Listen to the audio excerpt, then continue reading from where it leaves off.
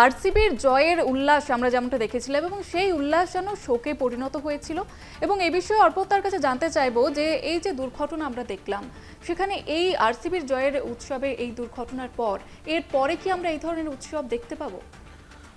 দেখো জয়িতা, আজকের দিনে দাঁড়িয়ে বলতে পারি জানি না, এই শব্দটা ছাড়া আমার কাছে কিছু বলার নেই। কারণ যে ঘটনাটা চিন্নাস্বামীতে ঘটে গিয়েছে সত্যি বেদনাদায়ক ঘটনা। এইরকম মানে উৎসব উদযাপন করতে গিয়ে আরসিবির তারপর এরকম একটা ঘটনা সত্যি মেনে নেওয়া সম্ভব নয়।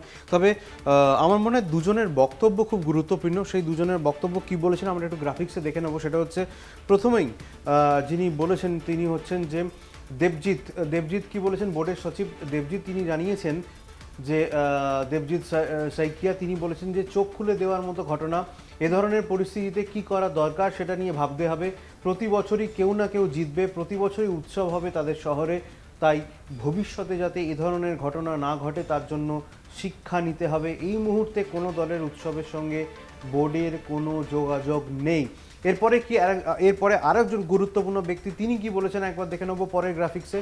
পিসিআরকে কি বলে, আইপিএল এর গভর্নিং কাউন্সিলের চেয়ারম্যান অরুণ ধুমাল তিনি কি বলেছেন, তিনি বলেছেন গোটা ঘটনা আমরা খতিয়ে দেখে সিদ্ধান্ত নিয়েছি, ভবিষ্যতে এমন হওয়া চলবে না। ট্রফি নিয়ে শোভাযাত্রা বা বেঙ্গালুরুতে কোথাও উৎসব হবে এ ব্যাপারে কিছুই জানতাম না, কারা আয়োজন করেছে, কিভাবে অত মানুষ এলো ওখানে, পুরোটাই আমাদের অজানা। খুব গুরুত্বপূর্ণ কথা, আইপিএল এর গভর্নিং কাউন্সিলের চেয়ারম্যান অরুণ ধুমাল তিনি বলছেন যে বোর্ড কিছুই জানতো না।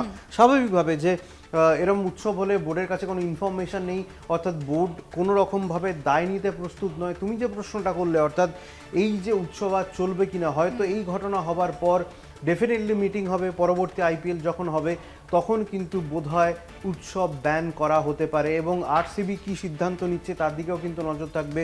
সব মিলে বলা যেতে পারে যে এই আজকের দিনে দাঁড়িয়ে উৎসব হবে কি হবে না সেটা বলা অসম্ভব, তবে সম্ভাবনা কিন্তু কমছে। যদি উৎসব হয় সেটা কতটা বড় আকারে হবে সেটাও কিন্তু ভাবাচ্ছে।